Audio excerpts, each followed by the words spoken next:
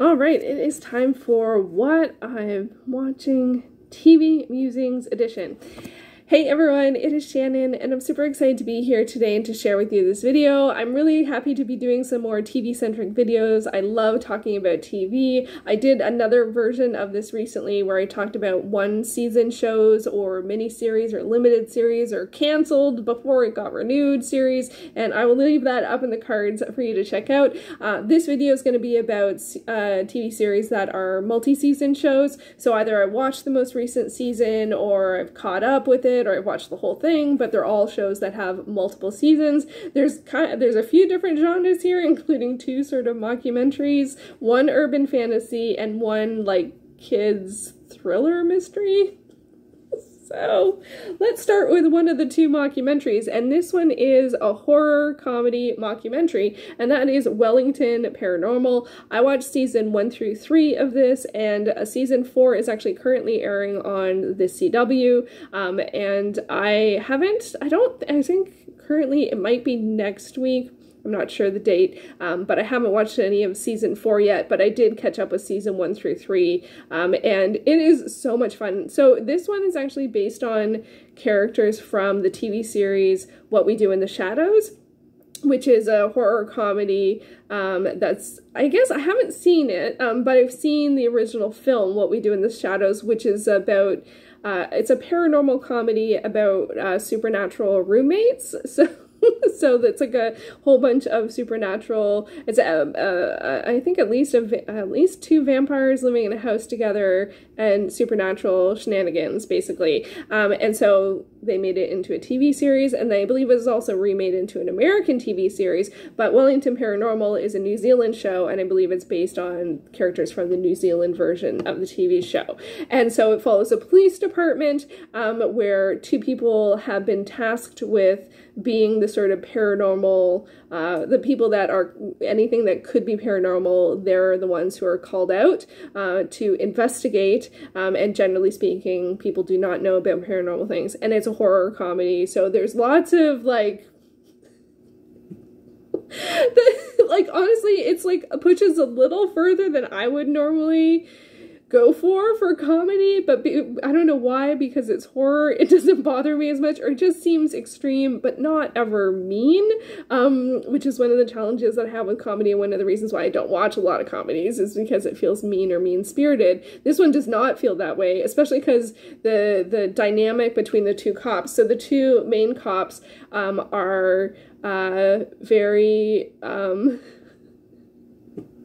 I don't even know how to describe it. There's lots of misunderstandings, and oh gosh, what's his name? Minogue takes everything at face value and misinterprets a lot of things. And so he is really, you know, someone where you get to, I guess, laugh at, which is not something I normally do. I don't know. It's just, I don't understand why the dynamic and why the comedy works, but it really, really works. And if you've never seen the film What We Do in the Shadows, I highly recommend it. And this says the executive producers are, Jermaine Clement and Takai Waititi, who is doing tons of stuff in the Marvel universe and the Star Wars universe as well. And Jermaine Clement is from, oh my gosh, what was the duo? I can hear the songs. I'll put it in the cards. I can't remember. It's a New Zealand duo. They were a musician duo. Oh my gosh, I can't believe I can't remember. Anyway, but the comedy is just really resonates, and but I will say the horror elements can be pretty like voluminous, like, or just unexpected, and but there's also a politeness for some reason, in terms of them handling and encountering people. There was always politeness with every situations, and some of the paranormal situations are very odd. Like, some of them are the standard sort of supernatural things that you see, and some of them are really out there. So it is really fun to watch. For me, it was a great dinner show because it was just generally pretty funny, and it's a shorter show at sort of like the 22 minutes, and it just was absurd, and I think it's played very direct, which is something that I tend to like with comedy. So it just sort of hit all the right buttons, and so I'm looking forward to seeing season 4. CW for me is like, I watch a lot of shows on the CW, but it comes in sort of like intermittently, and I don't know how I feel about watching it like with commercials on live TV as opposed to watching it streaming. Was a lot of a much more better fit for me and helped keep my attention. I don't know how good I'd be at watching a comedy with commercials, and very out of practice at that. I watch very few comedies. I have sort of like 2 on the go at any given time. So, but that one I flew through it. The seasons only have 6 episodes each, so it's pretty fast. It's on Crave here in Canada, so maybe they actually have season 4. I'm not sure. So it's a lot of fun, and yeah, so I really enjoyed it. So that was a good one. I also watched the 2nd season of Staged with David Tennant and Michael Sheen, and this one, I watched season 1, I think, I can't remember how long ago it was, and I watched it through Canopy, and that was all that was available at the time. It's a British series. It's meta in terms of the season 1 is about them. It's COVID set, and it's about them. They were supposed to put on a production of a play. They couldn't because of COVID. Maybe they can do some kind of online version, and sort of the shenanigans that went involved in terms of like additional casting or finding a director, or, you know, they worked with a writer, but it's mostly them interacting with each other. The 2nd season, like, one of the things is the dynamic between them is great, but generally speaking, they can be pretty mean to each other, which again is not something I normally enjoy, and I don't enjoy those elements to it in Staged.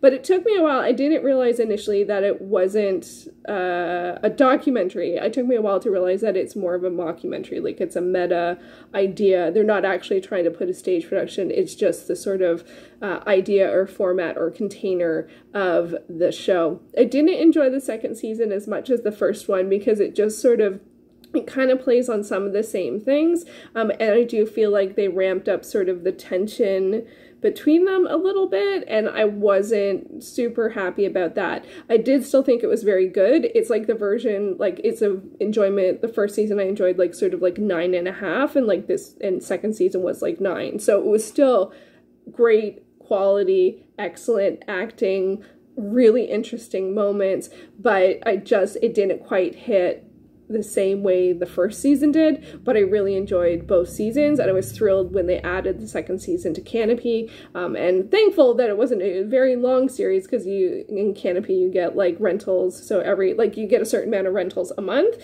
and so I was able to watch it all within 1 month. You get 8 a month at least, as it is connected with the Toronto Public Library. I think like Hoopla, your mileage may vary depending on your library. So anyway, I was very thankful to get an opportunity to see it. I always enjoy watching works that are based in and around theater or dance or art, where they're talking about craft, and but this one is a bit more not quite so much on that, although that is definitely a strong theme throughout. So that was Staged season 2. And then I watched season 1 and 2 of Ragnarok. This is a Netflix original series. It is a Norwegian urban fantasy series, and it has been renewed for season 3, and season 3 will be the final season. This was excellent. I absolutely loved it. It was great to see. I've just seen a lot of urban fantasy. I always watch urban fantasy, but seriously, I feel like it's one of my favorite genres for reading, and for TV shows. If something's urban fantasy or paranormal, I would definitely want to read it or watch it, without question. So this is set in current day. It follows a family, a mom and 2 kids who come back to sort of like her hometown, and the kids are teenagers, and and it's a smaller town. I don't remember where they're from, but it's a smaller town, and so they're trying to, you know, acclimatize to the new situation, and there is a very prominent, important family that sort of kind of rules the town, and but then it's an urban fantasy, so you have all of these urban fantasy elements. And what I was going to say before was it's great to see it pulls from Norse myths, and it's great to see something that's about Norse mythology that's actually Norwegian, you know, because we can see it in other formats, which is also great. Like, one of my favorite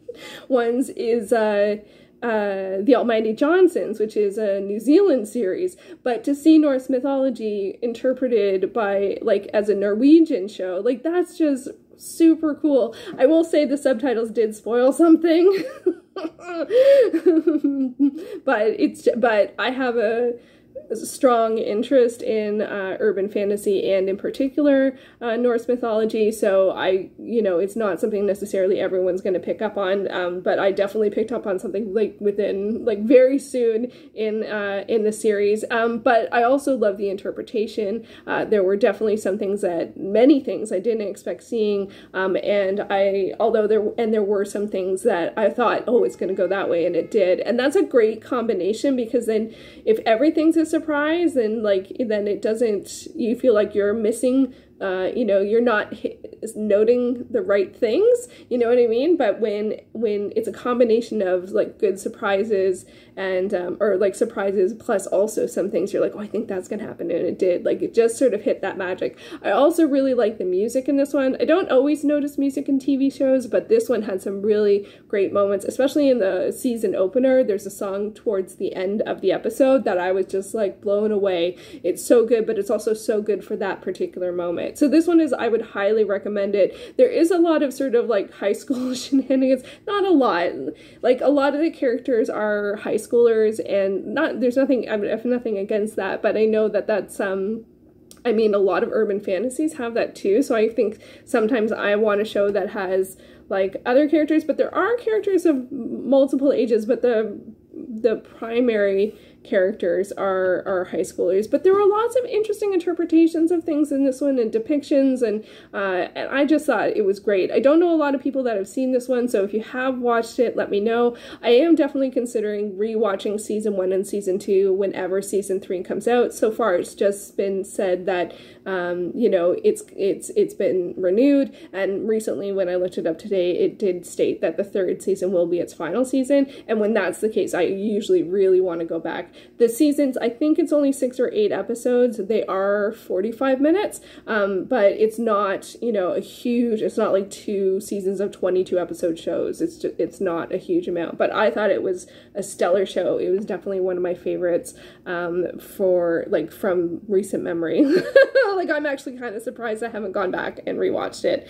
And last up, and I finished this one a while ago, but last up is A Series of Unfortunate Events.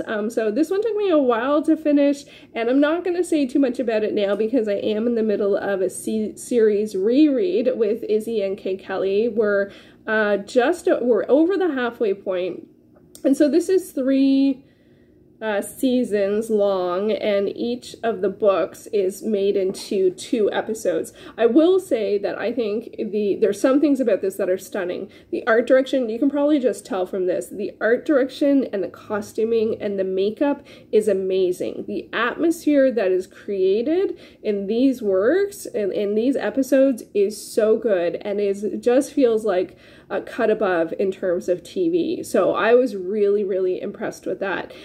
And there are definitely, but I do find that now that I'm rereading the books, I do think of moments or think of visuals from the show, which isn't necessarily a bad thing, but it's just kind of funny that it's sort of cemented. And so when I read it again, it's like, oh yeah, like it's just putting those 2 things together again. But now I see, that character as that actor, not always, but for some people, and I just understand things on a different level. They did, I will say that they did make some creative choices that I think were all good. Like I mentioned in the previous video about The Haunting of Hill House, where I actually was talking about Bly Manor, but how The Haunting of Hill House really just went above and beyond in terms of a way to interpret the story.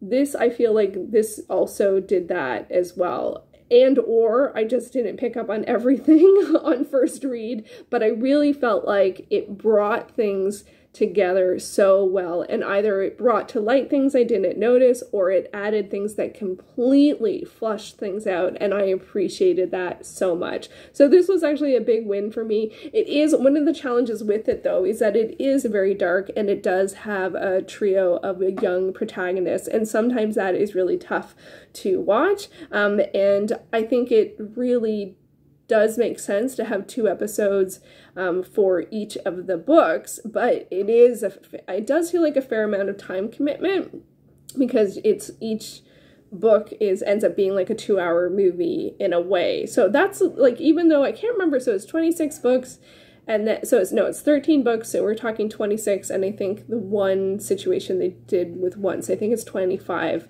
So it's 25 hours basically, which is a lot. I don't know if it does, I guess because it's so tense, it feels like a little tough.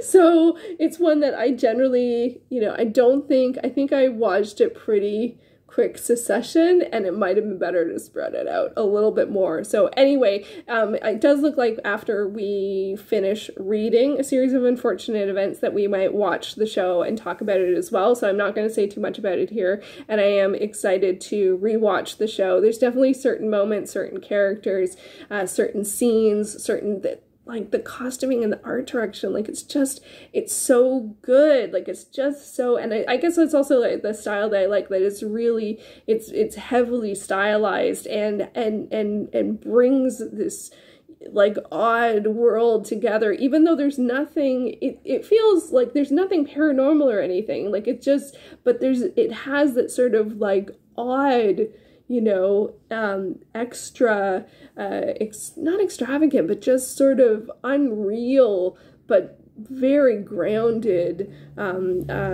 combination that is just magic. So so there we are. Those are the 4 shows that I have watched recently that are multiple seasons. So we had Staged Season 2, Wellington Paranormal, Ragnarok, and Series of Unfortunate Events. Let me know, have you seen any of these? Have you finished off any longer series recently? I know I'm in the middle of lots, but these are ones that I did make it through, although they're not all complete, other than Series of Unfortunate Events, but I do plan on rewatching it. So I think that's our plan. We'll see how things go. We still have a couple of books to go, but I think that would be a lot of fun to do. So there you go. Thank you so much for watching, and I will be back soon in another video. Take care.